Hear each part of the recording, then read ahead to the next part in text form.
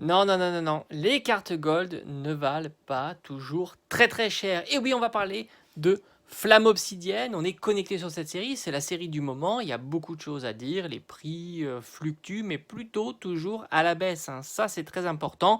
Je pense qu'il ne faut pas se presser pour compléter sa série, sauf si vraiment on a envie d'avoir ces cartes-là dans sa collection. Mais force est de constater que plus tu attends, plus le prix de ces cartes diminue. Alors maintenant, le plus gros a été fait, évidemment, mais tu peux toujours grappiller quelques euros. Alors évidemment, quand je parle de carte gold, je ne parle pas de l'exception qui confirme la règle, tout simplement. Le Dracofeu, oui, c'est vrai, le Dracofeu X en version Terra Crystal Gold coûte relativement cher, mais évidemment, tu es sur Dracofeu, donc c'est compliqué d'avoir un Dracofeu pour pas très très cher. C'est une carte autour de 50 à 60 euros, même si elle a bien dégringolé aussi.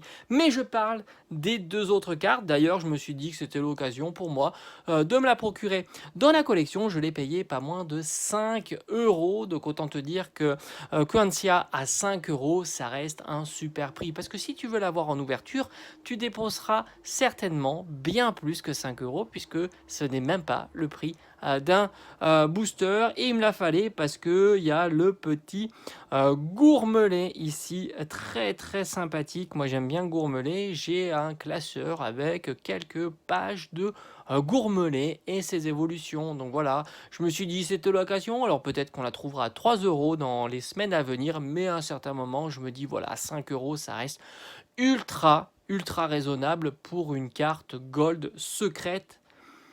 Voilà, je crois que j'ai pas grand chose à dire. Alors on va parler évidemment de la troisième carte gold qu'il y a dans cette série. Je vais bien sûr parler de l'énergie feu, hein. Je vous mettrai l'illustration évidemment dans cette vidéo. Celle-ci ne m'intéresse pas, je ne collectionne pas toutes les golds, mais uniquement les golds Pokémon, sauf quand il y a un Pokémon sur un item, voilà, hein, comme, ou un lieu, hein, là c'est le cas, c'est un lieu, mais sinon c'est vrai que je ne les collectionne pas. Et l'énergie feu, si toi tu es intéressé par cette carte là, elle vaut pas plus cher, faut compter 6 euros, je serais pas surpris de l'avoir à 5 euros, voire même légèrement en dessous. Et d'ailleurs, si tu regardes un petit peu les golds en ce moment, les golds Pokémon sur EV1, EV2, elles ne cessent de diminuer en tarif, mais ça, c'est pas le sujet de cette vidéo. J'espère que cette petite vidéo courte t'aura plu et on se donne rendez-vous dans pas très longtemps.